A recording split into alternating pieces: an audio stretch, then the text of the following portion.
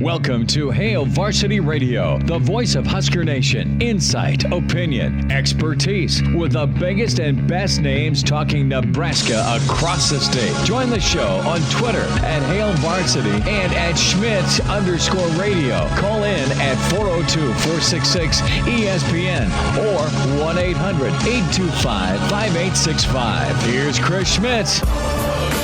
Welcome to it. It's a road show Tuesday on Hail Varsity Radio, presented by the Nebraska Lottery. Chris Schmidt, the Hall of Fame coach, on site with me down here at the Single Barrel. Jeff Smith has got his Husker red on. We'll see if Nebraska can end that Big Ten hex.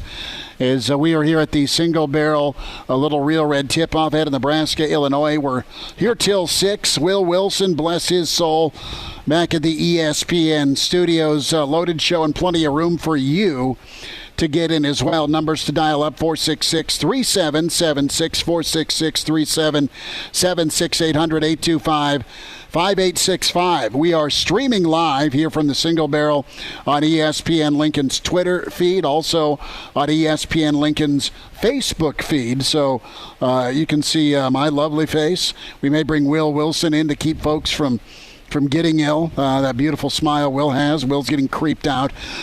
Jeff Smith is here. Can find on Twitter at jsmith14, on Twitter at Schmidt_radio, at Will on the radio for you. Did I screw that up, Will? Did I? No, I got it. Good. At Will on the radio is where you find Will Wilson, and plenty to get to. Brad Edwards, college football insider, Mr. SEC. Get his takeaway from Bama, Georgia last night. The viewership is in still 22, 23 million plus viewing, but one of the lowest watch parties, so to speak. It's fair to say about SEC fatigue. I do not want to block any of those beasts on the line of scrimmage, Coach. That was some physical football. So we'll dive into the title game. More on Nebraska as they continue to hit portal home runs, at least on its surface. Deandre Jackson looks like a big-time back that is in. You have some reaction across Husker Nation with kind of the we've heard of double secret probation with Dean Wormer in Animal House. You have the very quiet contract extension of 2020 by Bill Moose to Fred Hoiberg, making the buyout $18.5 million. Some thoughts on that. Mitch Sherman will join us in hour 2. You have the phone numbers to get in, and can send an email, chris@hailvarsity.com. Can also comment to us on the Facebook feed, as that is real easy for you to do at ESPN Lincoln on the Facebook feed. So there you go. We welcome in Coach. Coach, I'm done rambling here. Do we want to do a made-for-TV arm wrestling match? We can go get Kofi Coburn. He's around here. There's the buses. Yeah, so the buses are off somewhere to our left. Illinois is grazing in the basement. No better place to eat than the Single Barrel. We love the steaks and the whiskey, and if you're a Nebraska fan, you might need one after or before this ball game. But, yeah, Illinois is primed up, ready to go, unbeaten in the Big Ten, 11-3 overall. A lot of places to start. We take that Bill Murray and take that knife and cut that. I'm just kidding, folks. Oh, right. You have... Cut that tendon. Yeah, he'll never swing again. He'll never shoot the jump hook again.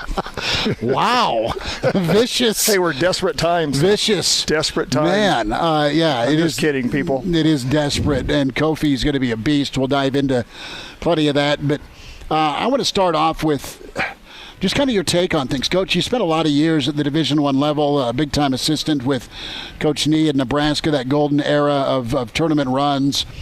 And listen, I loved Bill Moose as far as just the personality.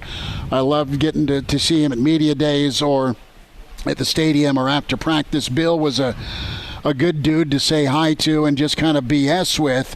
But from a management standpoint, you have reaction today of an extension, a quiet extension of Coach Hoiberg in 2020. So this isn't new news. It's been there. It just wasn't public. It wasn't as public of an extension as Scott Frost got. Okay, let's add 2 more years to your deal post 2019 in 2020. Fred got taken care of, so that makes his contract all the way through the 2026-2027 season, i.e. rounding this thing up to, at $3.5 million a year, plus some retention bonuses in there, $18.5 million. I hate talking about people's money, and I hate talking about ending someone's tenure, but it just doesn't look real good. March is a ways away, but this continues to be a lot of money tied up with, you look at what Fred's owed, you look at what you're on the hook for with this building that all programs are going to use, the new football/athletic facility, and then you also have a restructured deal, Coach Smith, for Frost, but it's been pretty. The feel is, go get it done this year, Scott, and let's get to some postseason. That's a lot of balls in the air for old Trev to juggle. He can do it, but man, that's a lot of money on top of being the program that has paid people to go away for 2 decades. Yeah, this one kind of sounds like a don't ask, don't tell kind of thing. Nobody asked about the restructure, and they didn't tell anybody. And I think, I think some reporters could probably dig deep and found it, but they didn't, so they're not going to tell anybody. Unfortunately, in today's world, it seems like you have to re-up these contracts just for recruiting purposes so kids see that he's in great shape, he's not going anywhere. And everybody thought this was a home run hire, and I still think it's got possibilities. Obviously, we're extremely frustrated right now. We just didn't compete in the last game, and when people see those kind of figures, their expectations are awfully high, and when they see his record at Iowa State, the expectations are awfully high, and we're not meeting those expectations right now, and so people, that's just something for in a public university. People are like, you need to be open and share with us what's going on, and that didn't happen on this one, but people will get over it. I think the main thing is the present and the future right now, what we have to focus on, and obviously there's talk already, about Fred and his future here. I'm still a Coach Hoiberg believer. I just don't think this chemistry's right. I'm not sure these players are all right for us and for him, but we can talk about that more in a little bit. Yeah, well, and that's what I'm interested in here is, and I know Fred's an NBA guy. I know Fred's been, a consultant. He's been a head coach in the NBA.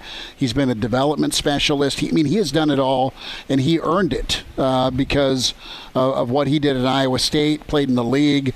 He is a guy that, to me, it seems like you'd want to go run through a wall for, not from a motivational standpoint. He isn't Coach Switzer, but just because of how good a dude he is, right? And his schematics work.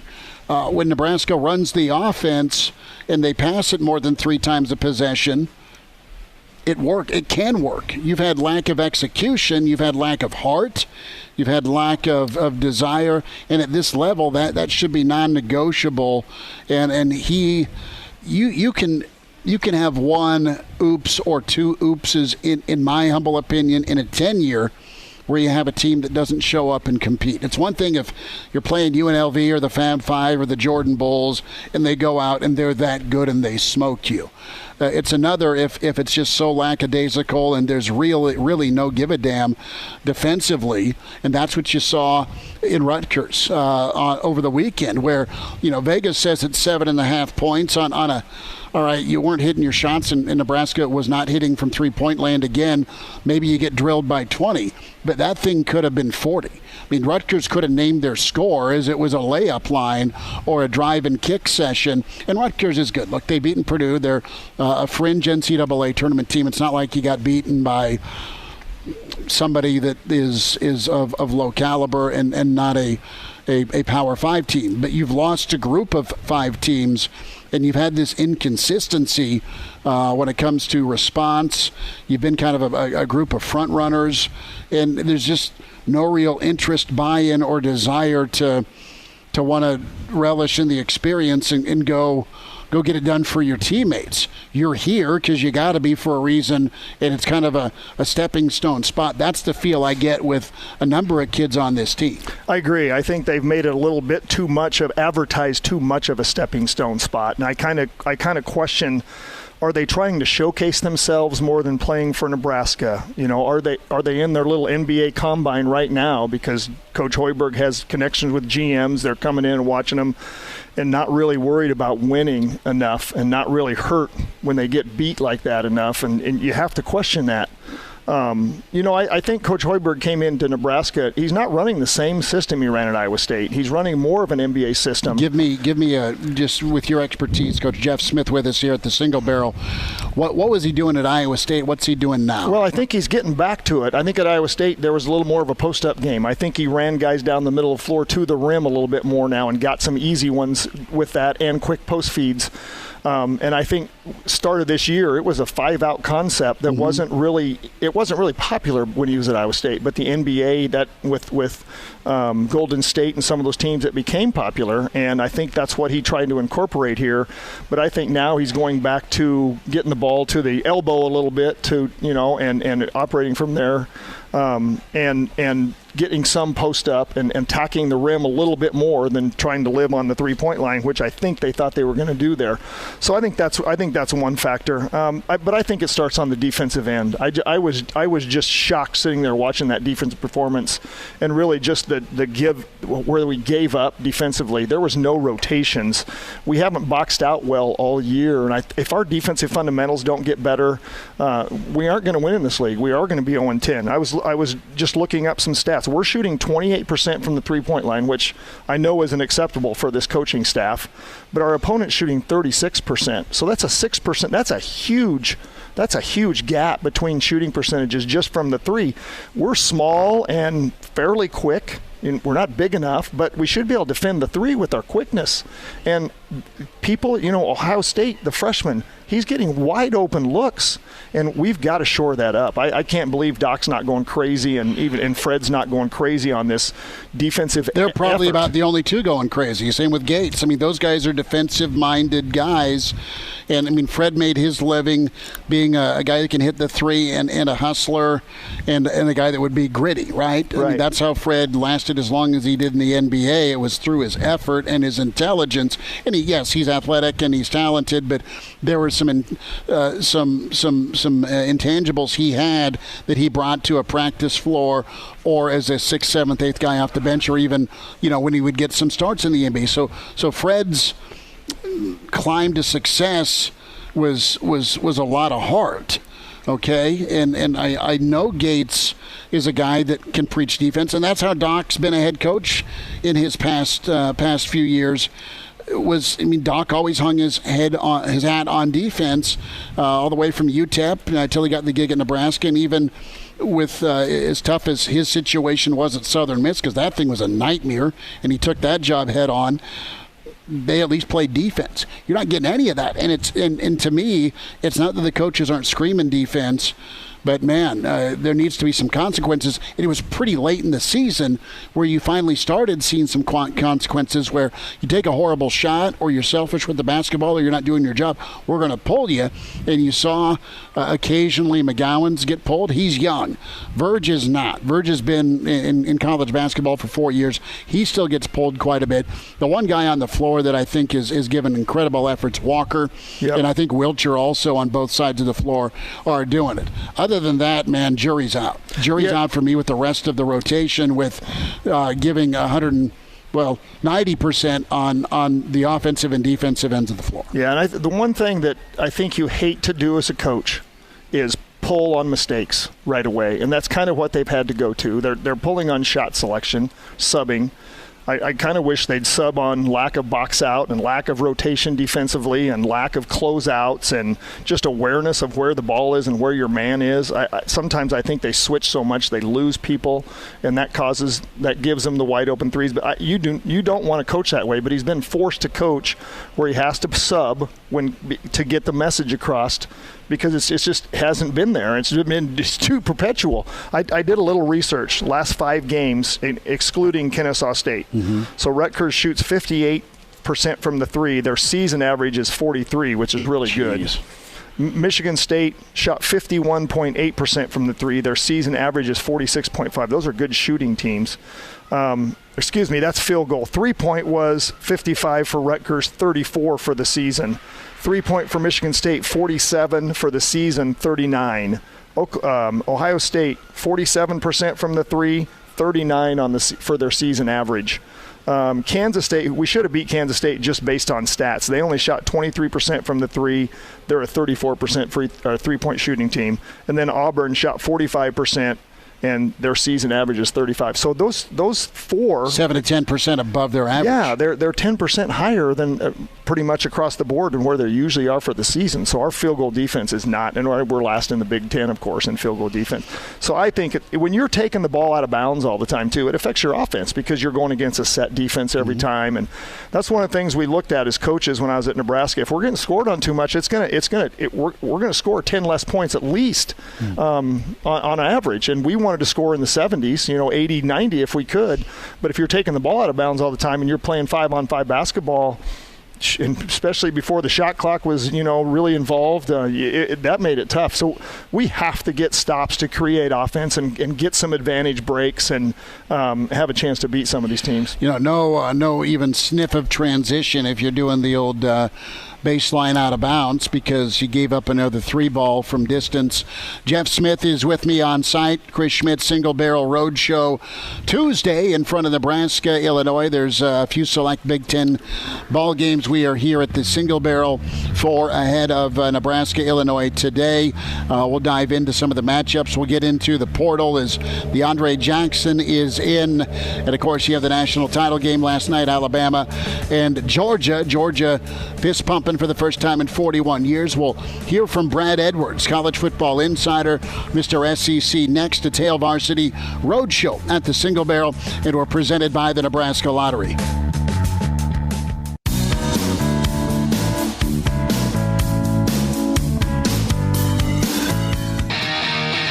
And we're back. Fellas, think we could listen to the radio on Hail Varsity Radio, presented by the Nebraska Lottery. Yes! That's awesome! Back into it at Tail Varsity Radio Roadshow Tuesday here at the Single Barrel Credible Steakhouse. I am going to fire up a big old thick steak before Nebraska-Illinois. The Illini come in ranked, a third-ranked team out of 4 for Nebraska basketball. Illinois is here. They're just down the hall from us is Kofi, Coburn and company. One bus door is open. They must be getting about ready to leave. We'll see if some Nebraska basketball fans come visit us and they bring a live chicken, little Major League style. What basketball is in store tonight? We'll see if Nebraska has a way better effort. Incredible effort last night for the national championship. Thank you so much. You had Georgia and Alabama. We bring in college football insider Brad Edwards, knows Saban and the Bama program well, and Kirby Smart and what's going on with Georgia at Brad Edwards on Twitter.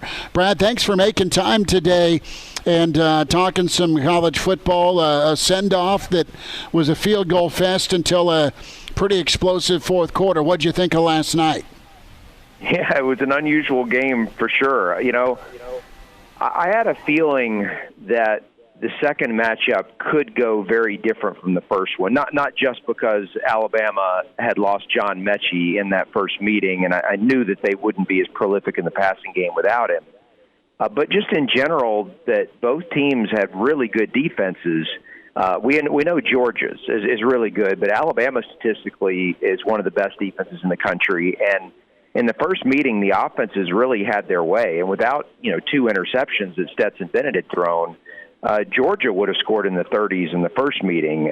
But you just felt like after some adjustments were made, it could very easily end up being a lower scoring game. And sure enough, that's what it was all the way up until the very end. And, for Georgia, they have had some really bad luck and some tough breaks and just devastating things happen to them in some of the recent games against Alabama. And I think that some of that luck went the other way last night. Now, certainly the play that happened, that fumble by Stetson Bennett that the Alabama guy recovered kind of unknowingly, right before he stepped out of bounds, that was a big unlucky play for Georgia, but just the injury situation for Alabama, which I think that the straw that broke the camel's back was the Jamison Williams injury in the second quarter. And from that point on, it was a tie game with 3 quarters to play, and Alabama was without its 2 best receivers and its 2 best corners. And, I remember thinking if Georgia can't beat Alabama now, I don't know when they ever would. And it stayed a game for longer than it probably should have, but Georgia finally got that elusive national championship win. Brad Edwards with us, college football insider. A book out from Brad as well on that Bama dynasty. And Coach Saban was about 10 minutes away from adding another title to the old mantle. And, yeah, you're right. You get the fumble. Bama finally punches it in the end zone. They're up, God, what was it, 5 points with 10 minutes left. They don't usually lose a lead like that. And in fact, they grow their lead. But Bennett's response, and specifically Georgia, once they were down, I don't want to say they played scared, but they quit playing conservative, and they put a really nice drive together to answer back. Were you surprised Georgia was able to answer, or did you think they had that sort of mental fortitude all along? It finally just came to fruition in the form of making some plays. Yeah, I wasn't surprised they answered because they've been a really good offense all season. I guess maybe it was surprising in the context of the game and that they had a lot of difficulty, especially in the passing game, and Bennett looked really shaky at times, especially in the first half. But they came out after Alabama took the lead, and they decided to attack one of Alabama's inexperienced corners.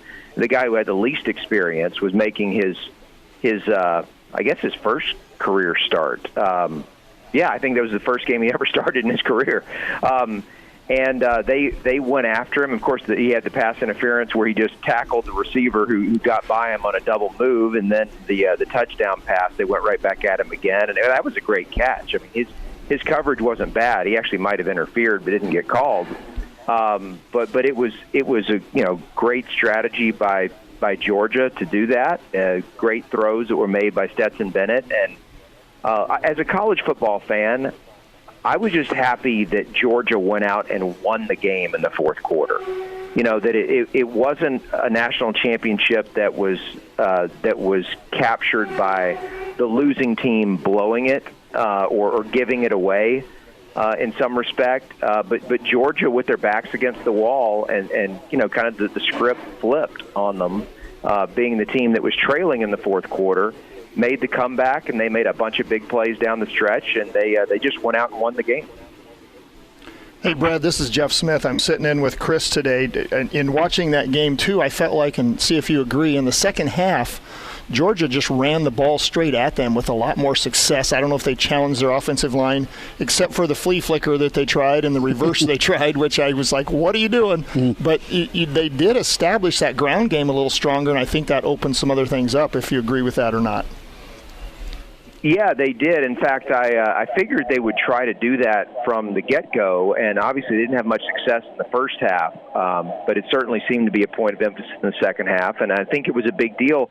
They had to do that to be successful offensively because those are two of the best run defenses in college football, and it was going to be tough for either team to establish the run, but for Georgia, I felt like it was more important because if neither team could run, that basically reduced the game to Bryce Young versus Stetson Bennett. You just kind of a quarterback duel.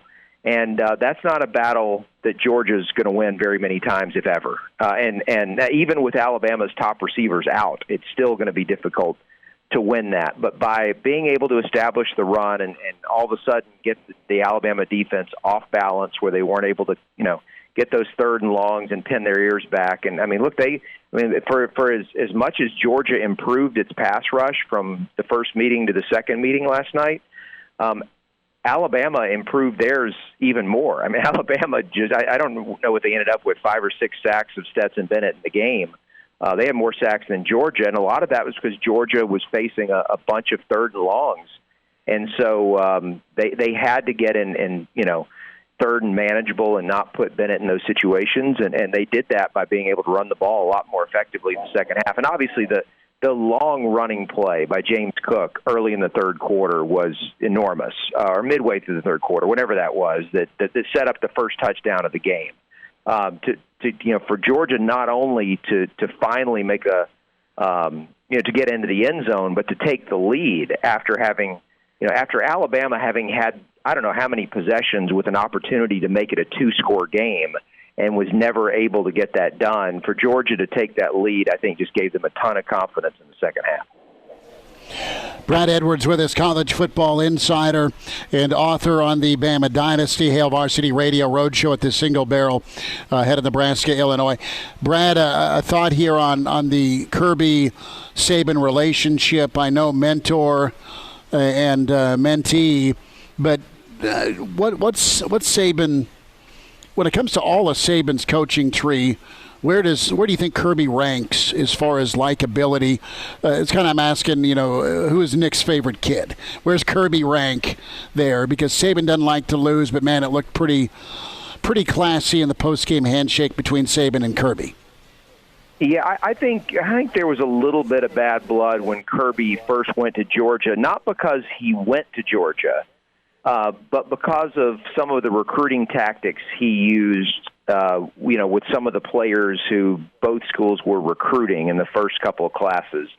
But I think to some degree that's water under the bridge now. And let's remember, Kirby was with Nick from the LSU days and stayed with him at Alabama for a long time. Even though he did have some opportunities to take head coaching jobs, he waited for the right one. I'd say he did a good job waiting for the right one and chose well.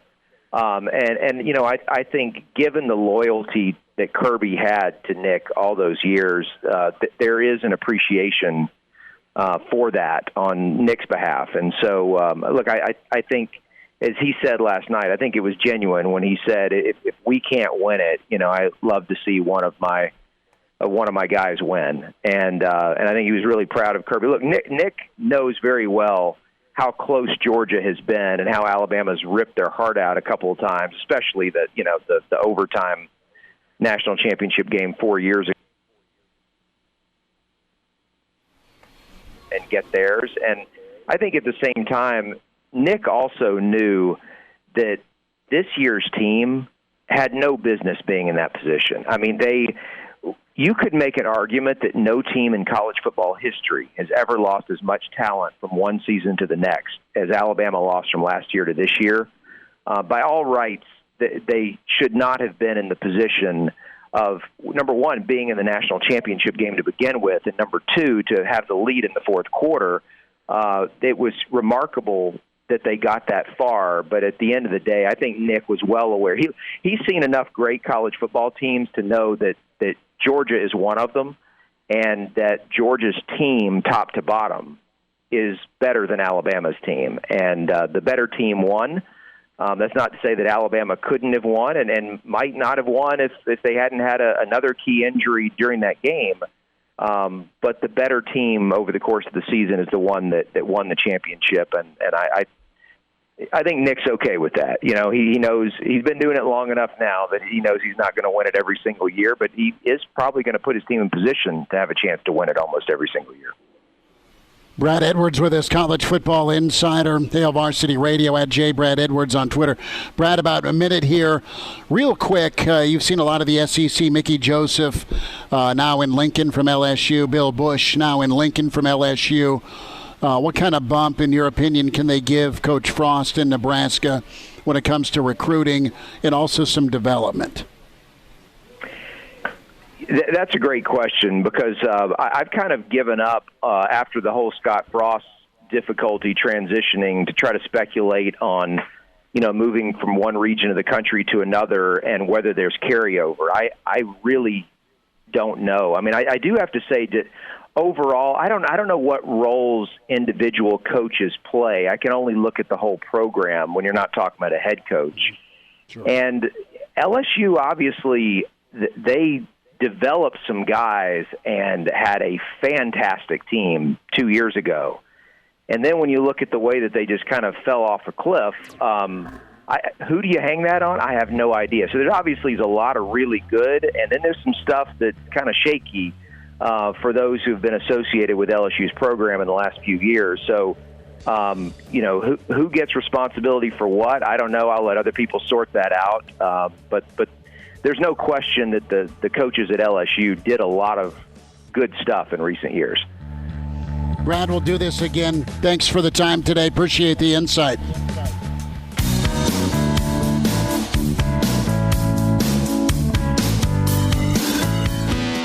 Chime in 402-4 466-ESPN or email the show, Chris@HailVarsity.com. Just try me. Back to Hail Varsity Radio.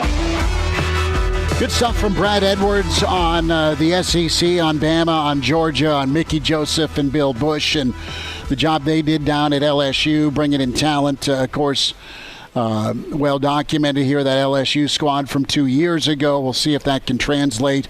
And Mickey Joseph has been doing an incredible job with some talent acquisition through the portal. Pretty interesting here. Jeff Schmidt on site with me. We're here at the Single Barrel Roadshow Tuesday with Hail Varsity Radio in front of Nebraska and Illinois. Illinois is finishing up a few things here at the Graduate before they get on the old bus and make the trip just about 2 blocks away to PBA. Tip-off at 7:30 on BTN. So when we look at the 2022 numbers for Nebraska's scholarship, 14 high school / JUCO players and then 10 portal additions. So Nebraska continues to go portaling. And one of the portal additions today, Coach Smith, is Deandre Jackson.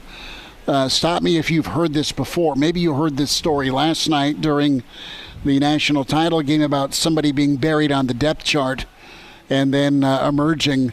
We'll see if that happens in Lincoln for Deandre Jackson, former 4-star running back. We're talking the 56th best back / player in the country. I mean, that's big time. Jimbo doesn't recruit slouches down to A&M. What we don't know about Jackson is just, what is his ceiling, because the COVID year really messed up. I mean, think about the recruiting, right? It was so hard to get film on senior film or know what to expect out of junior film just from the high school ranks. If you're a college coach recruiting, you've lived that world before, and now you look at touches and the ability to make plays, and what kind of carries, what kind of reps are you getting? So minimal action here with Deandre Jackson. 4 games last year, and just a handful of touches in 2020. But man, oh man, you look at the size. We're talking pretty well built, well over 200 pounds. We're talking 5'11". The comparison that is out there, Dedrick Mills. And you got a little 6th gear with a guy like Jackson here. Yeah, he can hammer away for you between the tackles, but he can also get the edge and maybe put a home run together. I think he's a really nice blend of bulk and brawn, but also some speed. Yeah, they had to, I think, recruit him off his high school, what they saw in their high school film, and he just didn't really get a chance at Texas A&M to show what he can do at the Power 5 level, and hopefully he'll get to do that here, and hopefully it'll be a home run. But I think he had a really great high school career. Obviously, when you're ranked that high, and it does sound like he has a good combination of speed and power, which is what you want, I think. And we just got to fill that room up, and then somebody's got to separate themselves and step up, and hopefully you bring a few guys in. The competition will be fantastic, and we'll have a couple guys we can choose from to give the ball to and get some runs going, get the running game going. What is nice about Coach Whipple, and this has been highlighted quite a few times, Coach Whipple's all about throwing the football and being able to use advantages, but sitting down with him and in that media roundtable session when he was introduced, he's a throwback, man. He's a Ohio Valley kind of Rust Belt. There's snow in November. It's gray and cloudy, and it's time to hand the football off to a Jerome Bettis or pick a big back. He was able to use the weapons he had, and he had some great weapons that he helped develop at Pittsburgh, but he gets the Big Ten. You want to be able to throw the football. I mean, it's a domino here. It's going to be contingent on Raiola getting some options in at the offensive line. He's done that. Coach those guys up, let them become smash mouth mentality, and then be able to be comfortable and confident in leaning on the run game. It's okay to question Nebraska and their lack of success running the football. I think in their heart, be it Coach Frost or whoever the running backs coach is going to be or the offensive line coach, they want to be able to run the football against Iowa. They want to be able to run the football against the Big Ten West. That's how you're going to win. I don't think the confidence level's been where it's needed to be, Coach Smith, for a while, and it's been problematic. Either you don't feel like you can run it when you want to, or you can get a 3rd and short, or we don't have the guys that either A, know what to do, or B, I'm not sure if they can get it executed because we didn't see it in practice. Whatever the case may be, because you've had 4 years of making your quarterback your top running back. Yeah, and I did like Whipple's comments, even back to the Pittsburgh days when they knew they had to run the ball to establish themselves, and they could do it. They forced themselves to do it and won championship. I really like those comments, and it did sound like he got the Big Ten all the way. The thing around here is run the dang ball, not dang, but I was kind of thinking the other day, it's a good hat. Block for the dang ball. I mean, we just got to do a better job, and I hope the change helps us there. They brought a couple guys in, or recruiting wise and some experience. I just really hope we can block more. There was times we opened up some good holes, but it just wasn't a consistent game by game, play by play effort. And I think that's where it starts. And we've talked pipeline a lot, and let's just hope that Mr. Raiola can get that going again and get some consistency in blocking to protect our quarterback, and so he can hand off and we can get some consistent yardage. I think that mentality is there. I think that mentality existed with Greg Austin, honestly, but I think you're going to have more of a voice heard because you're going to have Whipple as the OC. He's not related to Scott Frost or a past buddy. Okay, yep. Coach Raiola is from the Wisconsin school, and also he's a Raiola, so he's all about fundamentals and the want to go dominate who's lined up across from you. Those are good things, and it's going to be their ball game. It's going to be getting guys ready, whether it's some new faces at guard, whether it's some changes position-wise from tackle to center, whatever the case may be. Nebraska's going to have to be able to run the football. What we do know about Casey Thompson is he's a guy that was really good with touch and accuracy and being able to get the football out. We also know he had a hell of a running back that's a Heisman candidate returning in Austin, in Robinson, running the football for them. And for him to be what he showed on film, putting up 38 points a ball game for Texas, he's going to need a run game behind him. And it can't be 2.0, just a different name and jersey, with asking your quarterback to do everything. I get it, and you've been in position before where you have a really big-time difference maker, so it makes sense as a coach to get that guy the football and or basketball and let the other team try and stop him. But you want to talk about overusage and too much dependency.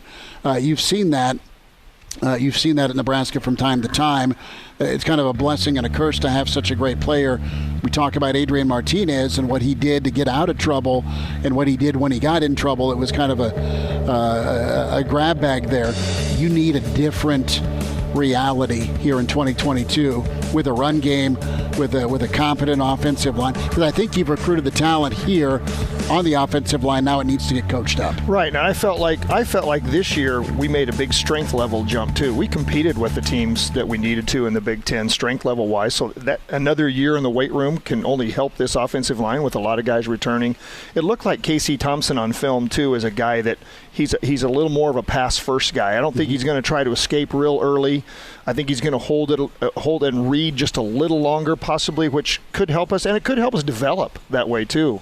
We'll have more on Husker basketball and football single barrel where we're at here on a Tuesday with Hail Varsity.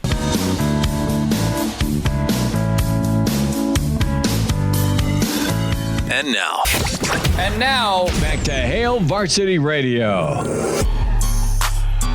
Get ready for Nebraska-Illinois. It's a road show Tuesday here at the Single Barrel. Single Barrel just opened their doors, so you're invited down. Get a steak, get a whiskey, get a cold one, get a cup of coffee. Jeff Smith, the Hall of Fame coach, with me. Chris Schmidt will spend some more time on Nebraska football. Fred Hoiberg's quiet contract extension by the Moose. Mitch Sherman in 10 minutes.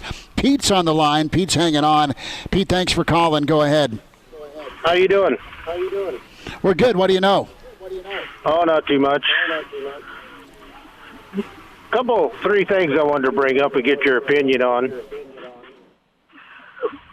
We focus on the offense on the Nebraska football team, but the defense give up long drives almost in every game in the fourth quarter.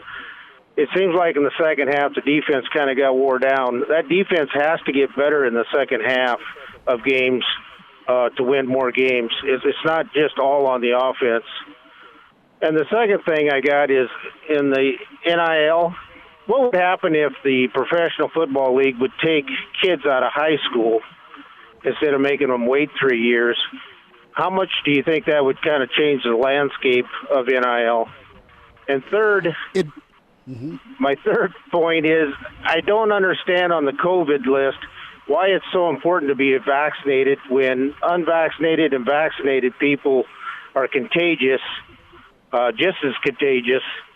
The only difference is maybe it lessens the effects a little bit with the vaccine. But there's such an important emphasis on that, and I'd kind of like you to explain that. Well, it comes down to the COVID morbidity, right? And folks that get sick and aren't doing well with COVID, that are hospitalized, that are ventilized, that are in the hospital. My wife's a nurse; she's there every day, and she sees COVID patients, and sometimes she sees COVID patients that are new mothers, and it's just really rough. So if there's no like cookie cutter take, Pete, here on the vaccination thing. It affects people differently, and there's just data by folks that have a lot of letters after their name. They've gone to medical school that say, look, it's important for your health and safety, for your friends, your family, everybody else to have that. That's my response to you, but I'm not a doctor. I'm a radio dude that'll wheeze into the microphone. So and I agree. I think it's a lot of it's just we can't fill up the hospitals and put our nurses and doctors at risk of getting this also, and then being just not being trying able to find room to treat people, service other people besides just the COVID. Yeah.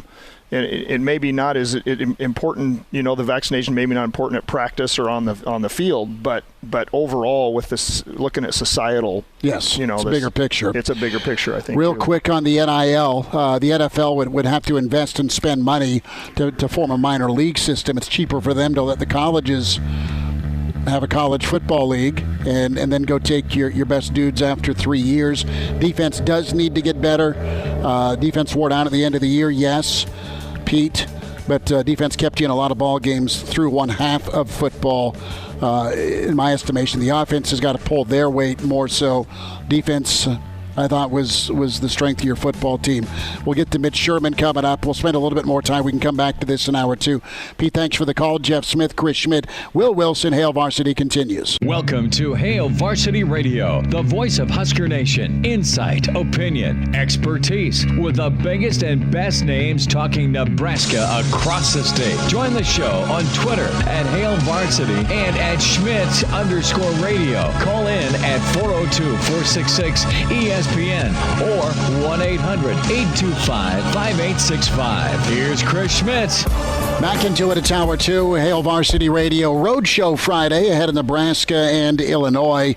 Down here at the Single Barrel inside the Graduate.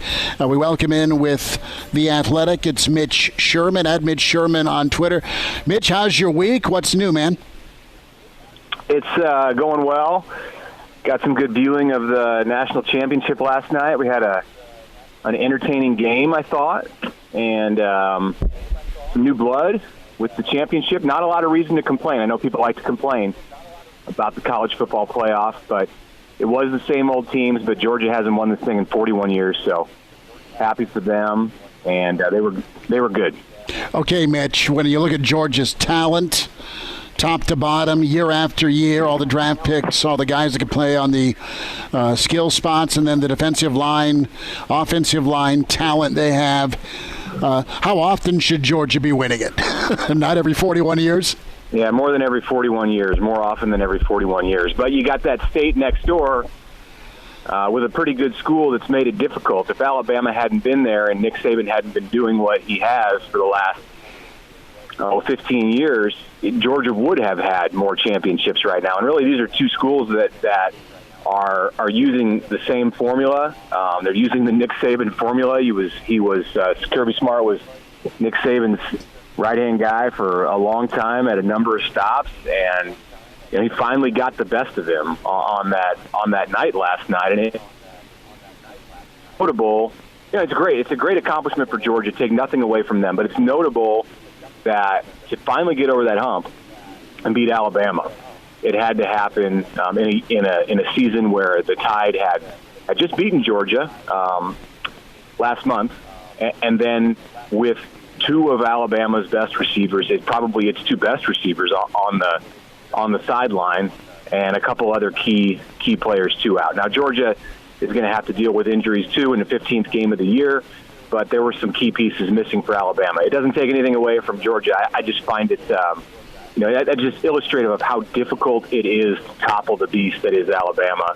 That it happens in that kind of a situation where the Tide are missing some key pieces, and still you had the Heisman Trophy winner out there down 8 points in the final minutes with the chance to go down and send that thing to overtime. And I think a lot of people thought that's where it was headed before that turnover.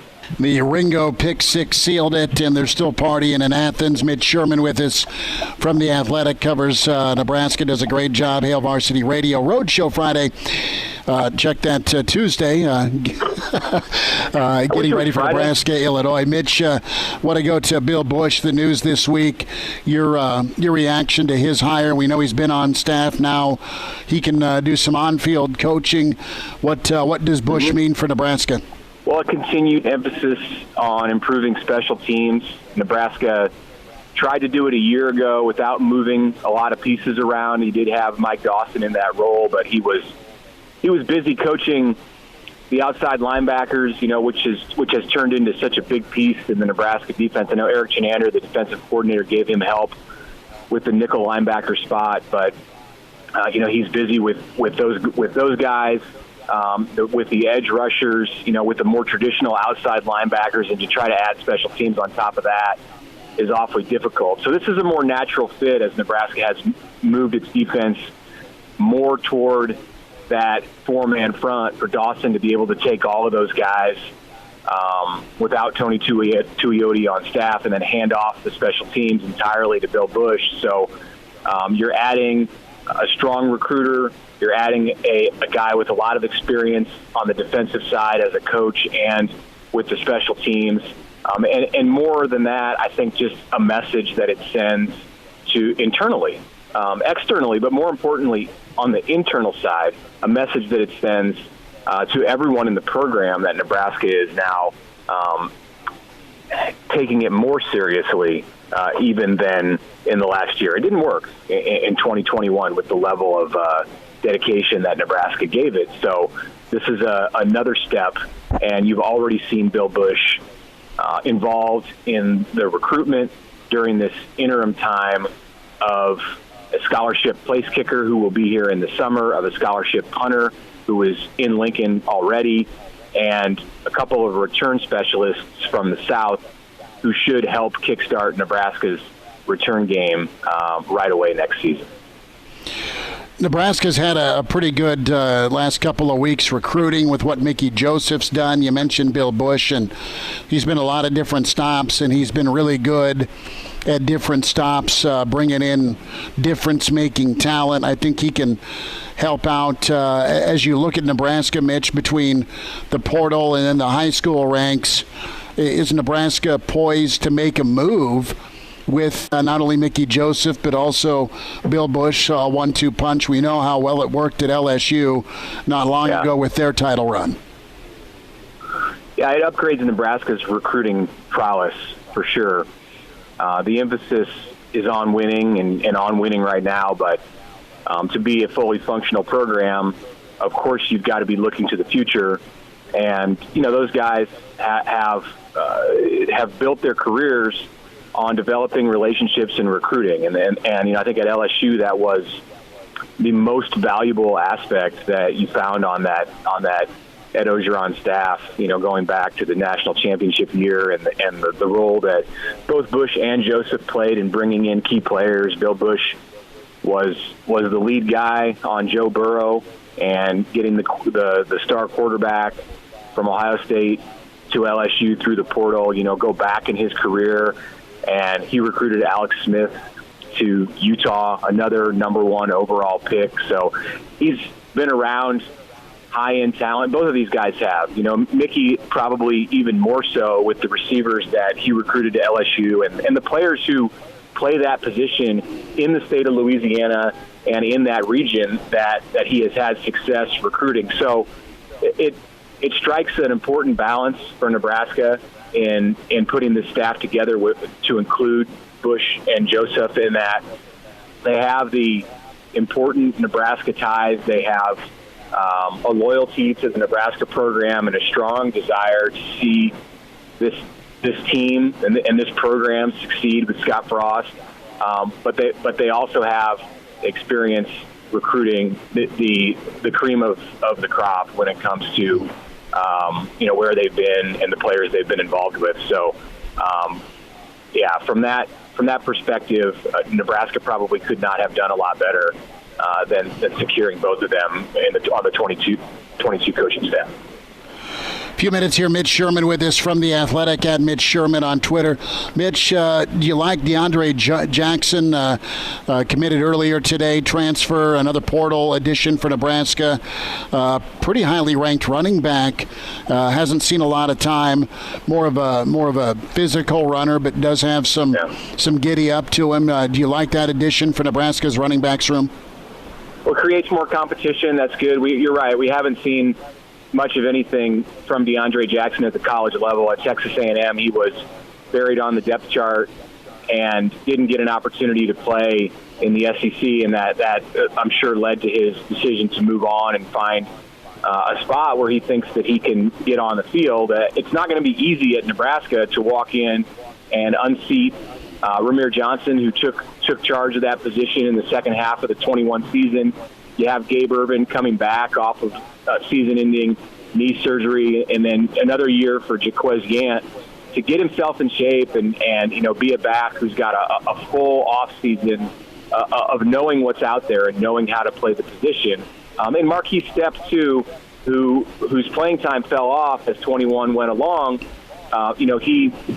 He's another year removed from the injuries that he had at USC and the surgery that he had in the spring last year after getting to Nebraska. So if all of these guys stick around for spring ball and through the spring, you're going to have a lot of competition, and Johnson just adds another piece to that. He seems to be a physical guy, somebody that could potentially be a short yardage, third down kind of back. And whomever Nebraska's running backs coach is, when that coach walks in, he's definitely going to have some bodies. He's going to have some things to work with. The question will remain until Nebraska gets out and plays in 22, or we see the final look of this running backs group. If you've got a home run hitter in there, if you've got a guy you can rely on week in and week out to get you 100+ yards, and nobody in that group has done that to this point in their college careers. Mitch, real quick thought before we get to basketball and in the Hoiberg contract scuttlebutt. What do you think of Casey Thompson? I know it's been a while since he announced Friday. You've been all over his name as a big target for Nebraska. I like what he can do. We'll see what he can do. But another addition. It's just been kind of portal mania for Nebraska. Yeah, and this is what was promised when Nebraska was going through the fall with recruiting and the talk of small numbers. And I think there was some skepticism about whether Nebraska was going to be able to appeal to the kind of players that it has been able to. I mean, transfers now from Texas A&M, from Texas with the quarterback, from LSU with the wide receiver. Nebraska has a defensive back in Tommy Hill, who was a highly rated player at Arizona State. So yes, they've recruited some guys from the FCS level, and some specialists who didn't play at the biggest places in the country. I don't think that's important for specialists. But the later ads that Nebraska's had through the portal, Thompson included, were at some of the biggest and best programs in the country. And it's impressive that Nebraska has pulled that off and done that, coming off of a 3-9 season with 4 consecutive losing years. Those guys, they want to win and they understand what it takes to win. I'm talking about the Power 5 level transfers as much or more than anyone who's out there looking for a new school. So some wins there for sure, and none bigger than Thompson because you needed a quarterback. And, he is the heavy favorite going into the spring when Nebraska starts next month back on the practice field to win that job going into the fall. So really important to add, and we'll see soon if Nebraska is done or if there's more work to do through the portal with the QB position.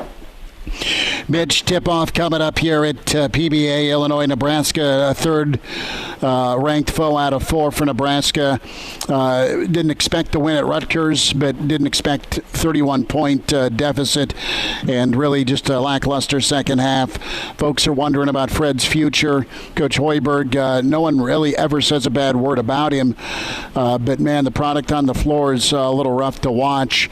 And now the reaction to I guess a contract that's been around for about a year and a half, but everyone thought that Fred was kind of on his original deal before the Moose left for the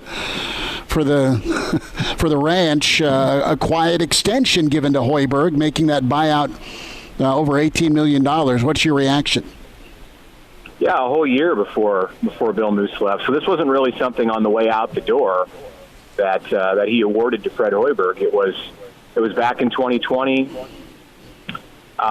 Those contracts, of course, are on the University of Nebraska website. You can see right there, anybody can, that he signed for enough time to earn $18.5 million in a buyout if he's let go here this year. It's premature, I think, to talk about firing him and to talk about the kind of money that's going to have to be put together. I do know that that's a huge number, and it's going to get some attention if it gets down the stretch of the season and things look as dire as they do right now.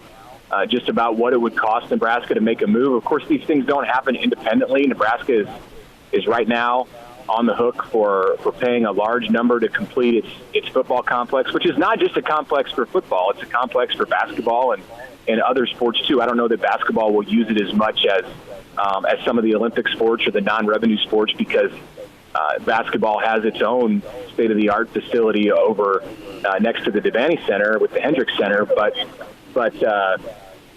all of these things work together, and the money that's devoted to football, and you saw a restructuring of Scott Frost's contract. It makes for an interesting conversation, and a conversation that's probably not going to be going away here as we get into the spring.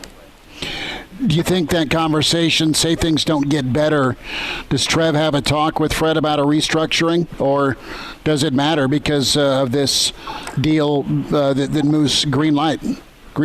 Well, he could do that. I mean, Trev Alberts might take that route, if he wants to be patient with Fred Hoiberg like he has been with Scott Frost. There's a precedent there, and I think it's something to look at where you could definitely see that conversation happen.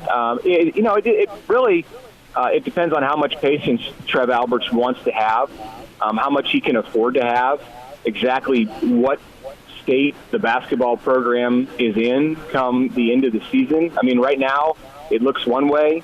Maybe we'll be looking at it a little bit different, a lot different in March. I mean, if this team is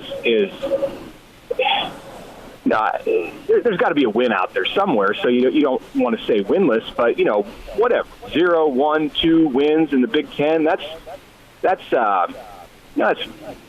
really, really a bad place to be in coming off of the 2 years that they've had. And I know there's ways to explain how this transition has been difficult and the pandemic has been difficult on Nebraska, but the conditions have existed around the country for all programs and obviously around the Big Ten. So there's not really a way to spin this in any kind of a positive direction if Nebraska continues to trend in this direction with the way that it plays in the Big Ten. So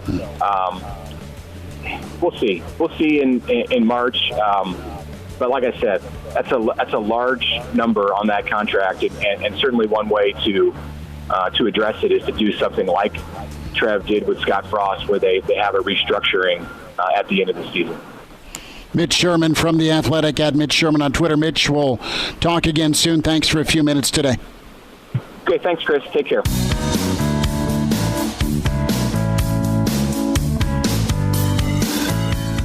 He's in his 30s, but sounds like he was born with a stogie in one hand and a brew in the other.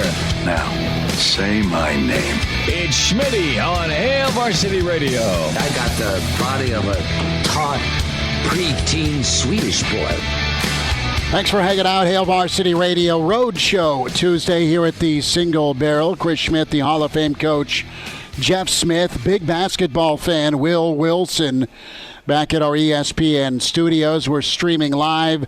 Real Red tip-off here in front of Nebraska-Illinois down here at the Single Barrel till 6. Tip-off at 7:30. So if you feel like a steak, if you feel like a big old pork chop, you let me say this. I was here. I had Eric Church. We did a road show Friday in front of Eric Church.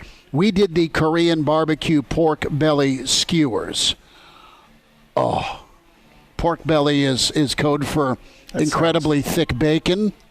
And Coach Smith, your mouth is watering here. It is. We did the chicken dip that was Italian chicken sausage. It was incredible. We also did the crab cakes. Uncle Nate helped me here from Gary Michaels. And then we did the old shrimp cocktail.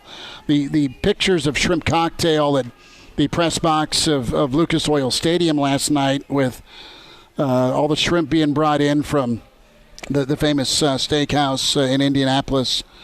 Yes, but I can't. St. Elmo's. St. Elmo's, right? I mean, it was enough to make Costanza faint. That's how much shrimp was in Indy last night. Title game that was interesting. Numbers are open at 466-377-6800-825-5865. Can tweet in at Schmidt_radio, at Coach J. Smith 14 for Jeff Smith, at Will on the radio for Will Wilson is where you can find Will. And we are streaming live on ESPN Lincoln's Facebook and Twitter. So here till 6 ahead of Nebraska-Illinois. We'll have some keys here for being competitive here in a moment. We'll do that in a moment. We're going to bring you in for a second. You're not, maybe you are. Let me see here as we look at you on the video. You're wearing your 90s Nebraska lid. Are you so frustrated with Nebraska basketball right now that did you torch your old Big 8 Nebraska basketball hat? It had all the school logos around a green Big 8 logo. You wear that from time to time. What has happened to it? It's unfortunate. It broke a few months ago. And oh no! And Meg, who is duct tape time. Meg, who is our colleague, here at the radio station, I gave it to her because she said she could fix it.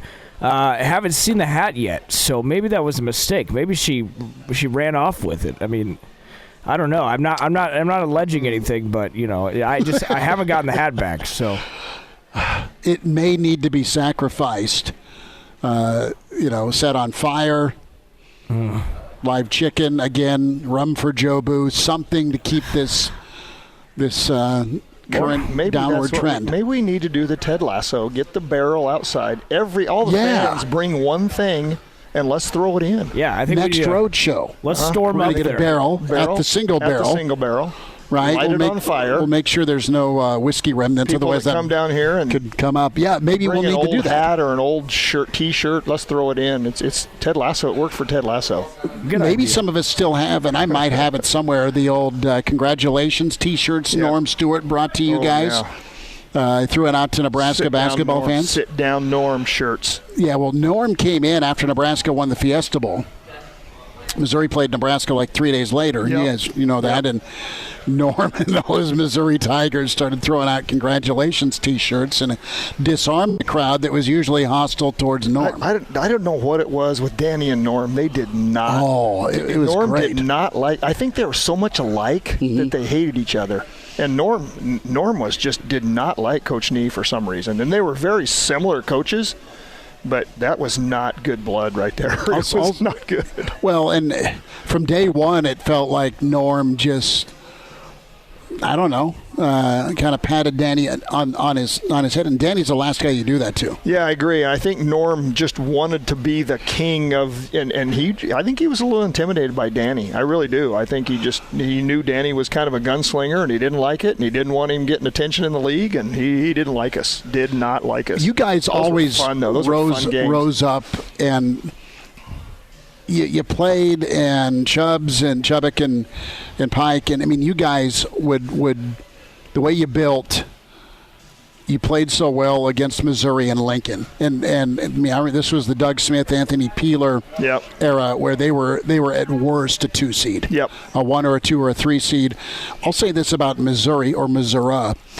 You want to talk about a team that should have gone more to some Final Fours? Yeah, I agree. Totally agree with you. From the mid-'70s to the time Norm finished out to the Anthony Peeler era before he left for the Lakers, and you had Jason Sutherland, and they were super talented. They were talented. They were tough. They were physical. Yeah. And then the Sammy twins, right? Yeah. Right. I don't know. They should have won more. Missouri should have won more. They didn't perform in tournaments. No, UCLA got them. Yeah. But that was what I admired so much about Danny and Gary Bargan and Lynn Mitchum. They looked at Missouri, they looked at Oklahoma, they looked at Oklahoma State, they looked at Kansas, and said, we have to. I just never gets out of my mind, Coach Nee always saying we have to have 3 pros if we're going to have a chance to compete in this league. We have to have 3 guys who are going to play in the NBA.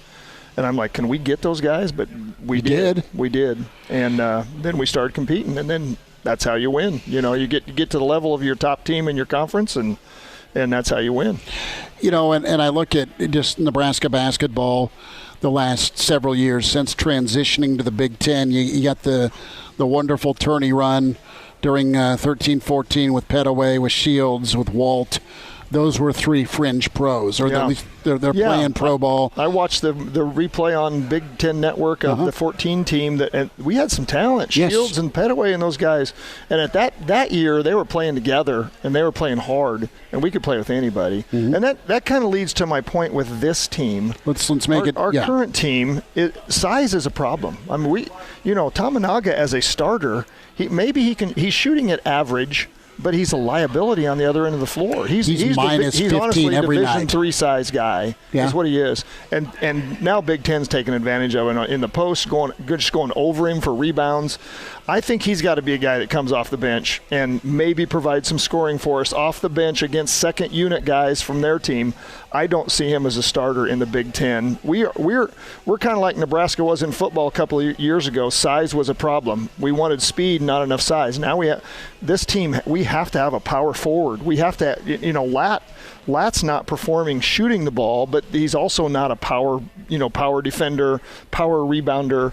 We need some more size. We can't manufacture that this year, but I hope in recruiting, and I know we got the big JUCO kid and stuff, but and then of course Breidenbach getting hurt doesn't help. Yeah. He was a kid that was some length, but here's one of my observations sitting there watching the Rutgers game, the last few games. 2 of our starting guards, they need the ball in their hands. They want the ball in their hands, and their first thought is to hunt shots or create offense for themselves, not necessarily for others, for themselves. And they have the ball in their hands a lot. So other guys are kind of trying to play with them. Now there has been an emphasis on Walker getting him the ball, and that's helped. Thank God. Yeah, but now teams are going to adjust to that too. They're going to double and say, hey, if you can't hit more than 28% from 3, we're going to take him out of the game and just get to him quick. But with those 2 guys, Bryce is shooting 39% from 2, which is not acceptable, and 24%. Now, is he talented? Heck yes. But he is a freshman, and he's not strong enough, to really compete. I love it when he takes the ball to the basket, when he goes hard, because he's a great free throw shooter, shooting 83%. Alonzo's shooting 43% from 2, which is one of the better on the team, although it's not great, and 25% from the 3. And those 2 guys are having the ball in their hands a lot. And they're trying to create for themselves. If they can just think about creating for others a little bit better, and I know Fred's harping on. And then Lat shooting 21%, 22% from the 3-point line. I don't know if he can be a starter either. I'm thinking we're going to see a different lineup tonight. I think something's got to happen. If they're holding guys accountable off of the film, something's got to happen for change. And I think Wiltshire's got to start tonight. He's a little tougher defensively than Tamanaga. He's shooting at at least a decent clip with 37% from the 3, kind of a clip we need. And I don't know why he's not shooting free throws better at 58%, but everything else is pretty good. 45 from the field, 37 from, and he competes defensively. He will rebound for you a little bit. I'd be shocked if he doesn't start tonight. Jeff Smith with us here, Hail Varsity Radio Roadshow, Real Red Tip-Off ahead of Nebraska-Illinois. We were talking about that yesterday, kind of the remnants here. We didn't spend a ton of time on Nebraska-Rutgers other than, Twitter was on fire Saturday afternoon and into the evening because you go get whacked by a team that, if they're going to beat you, should be about a 10 to 15-point margin, not 31 points. Coach, I love your analysis here as we go back to some of the glory years with Nebraska basketball and even some of the better years with Miles in the Big Ten. Were they all perfect? No. And this kind of gets to the bigger picture discussion about Fred Hoiberg's quiet extension by Bill Moose that we talked with Mitch Sherman about. And Nebraska fans are asking that question, is Fred going to be the guy? Because what we've seen so far is really rough. Just one road win. You're off to a brutal start. Do you even get double-digit wins here? You hope that's the case if you're a Nebraska fan because they've shown the ability. You're right there against Ohio State, who, as of this morning, per ESPN.com, is a 4 seed. Michigan State beat you by 10, 11 points. Sparty's a 2 seed right now. On the road. Yeah. So you have the ability on a given night to show up, compete, and hang around. You also have 3 instances, and the film don't lie, where your kids quit 3 times in one season. You don't get that. You shouldn't get more than 1, maybe 2 in a tenure about a team tapping out and just quitting. I know, because I was thinking back to the Nebraska days when I was 7 years here, and you asked me, well, how many of those did you have? And what game? How many games did you can get beat by 25 points? Wyoming on the road one time was just horrid. We had a guy puking in the bathroom because of altitude. We had somebody that didn't even go because of an ankle. We had somebody get hurt at the start. You had reasons, not. It was horrible. That was the worst loss I sat through as a Nebraska assistant. Okay. But we didn't have very many of those. In fact, I was going back today just because I was doing a lot of prep for this show and stuff, and I was looking at some of the games that we played back then and some of the scores, and we didn't get blown out much. No. Even on the road, there was a few, but you're talking a 7-year stretch where I can count on one hand probably, embarrassing losses. And like you said, we've had 3 this year already, and it just can't be accepted. It can't be accepted by the players. If we don't see an absolute hungry, determined team tonight that that shows that they were embarrassed, that we can see the difference because they were embarrassed. Well, my approach is, number 1, looking at the lineup and see what I got to do to get the people that are producing in games on the floor.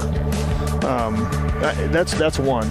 We'll come back with a few more keys here. Jeff Smith, longtime Husker assistant, Hall of Fame basketball coach. More thoughts here, Nebraska-Illinois Real Red Tip-Off. We'll get into some high school hoops around that scene here as we're working on mid-January. Hail Varsity continues. Roadshow at Single Barrel, presented by the Nebraska Lottery.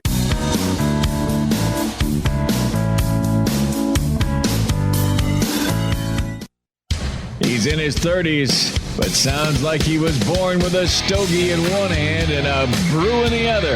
Now, say my name. It's Schmidt on Hail Varsity Radio. I got the body of a taut, preteen Swedish boy. One final time here from the Single Barrel Roadshow Tuesday. It's a Real Red Tip-Off. Chris Schmidt, the Hall of Fame coach, Jeff Smith, Will Wilson, big thanks to you. And awesome stuff today from Mitch Sherman from The Athletic. Brad Edwards recapped the SEC conference title game, part 2 with Bama. Lots of thoughts on Nebraska in the portal. Deandre Jackson is in. You have a buyout number that has increased with Coach Hoiberg thanks to an extension that wasn't. It was public record, yes, but it wasn't public announcement by Bill Moose in the summer of 2020. So Fred's buyout's 18.5. I hope things get turned around if you're a Nebraska fan where it's not a discussion point anymore because Fred's a good coach. It just ain't going well. And some of you are looking at me cross-eyed. How can you say he's a good coach? He's a good coach. He just needs that chemistry and talent to emerge. Coach Smith, some keys here for Nebraska. Obviously, Kofi needs to be defended. by the Huskers in the paint. Good luck and God bless is what I'll say about that. But also getting Verge to get going. When He's been off. I'm looking at Illinois. I watched some of the Maryland game, Illinois Maryland. When you put a game plan together, so when you have a post like that, you got a choice. Are you going to kind of make him earn his, but let him go one-on-one and maybe have to foul him some and use your bigs, or are you going to double, because they're one of the better three-point shooting teams in the league. They got a couple guys that are shooting high 40s. Man. So if you're going to double him, you're going to give up looks. I'm kind of leaning towards make Kofi score over you. If he shoots 90%, then you're at least giving up twos instead of open threes. But I think on the other end, he did have to sit at the end of the half. Maryland actually took a 4-point lead on him. Okay. I would attack his butt early. I don't care if he blocks a few of our shots, but make the referees decide, is that a body foul? Did he get him on the arm? Okay. Just attack him. Put it in their court. If you could get him in a little foul trouble, you give yourself a chance. And I wouldn't give up on attacking the basket just because he's big. I'd get to Walker at the free throw line elbow and let him attack off the dribble and see if he'll foul, see if he can move his feet good enough. He's an elite athlete. He's elite size. But I would attack him and just see what happens early. Obviously, we're going to have to knock down some shots. The problem is Frazier's a really good defender with Verge. That's going to be a fun matchup to watch. They're both elite quickness. But I do think Alonzo's going to have to make some great decisions with the ball. He's going to have to score some like he can, but he's going to have to get other guys involved. And I think same with Bryce. Drive the ball at him because that seems to be your strength. Get to the line. But no, when you're drawing a crowd, stop dribbling the ball and give it up and cut, or get somebody else open. So I think we should attack them inside. I think we've got to decide whether we're going to help or not help on the big fella. Better do a great job of keeping them off the boards because they have a little more overall size and strength than us. But play desperate every dang possession, and show these Nebraska fans that Ohio State and Michigan State were going to be more the norm and Rutgers was our last one of those this year, because those aren't acceptable to Coach Hoiberg or us. Let's talk real quick about Bryce. We know he's a 5-star. We were watching a little Golden State here during the break here, and I know we're down to about 30 seconds or so. Is it fair to say him and Wiggins are a fair comp? Yeah, you and I were watching that. I went down when Wiggins was a freshman, and a 5-star freshman, a one and done. He wasn't quite physically ready, and Bryce has some great skill, but he's not quite physically ready for the beating of the Big Ten and then the NBA. He'll get there because he's so skilled and he's so long. But I think that's a great comparison. It took Wiggins 4 or 5 years in the NBA 4 or 5 teams to really produce. And then Golden State brought him in and said, this is what we think you can do. We believe and you can do these things for us. And then when you're playing with a guy like Curry, that helps too. Coach, it's been awesome. This is fun. All right, appreciate you. Hall of Famer Jeff Smith, big shout out to Will Wilson. Back at you tomorrow. Come on down to the Single Barrel ahead of tip-off. Real Red tip-off here, Hail Varsity Radio on the road. Talk to you tomorrow at 4 on Hail Varsity.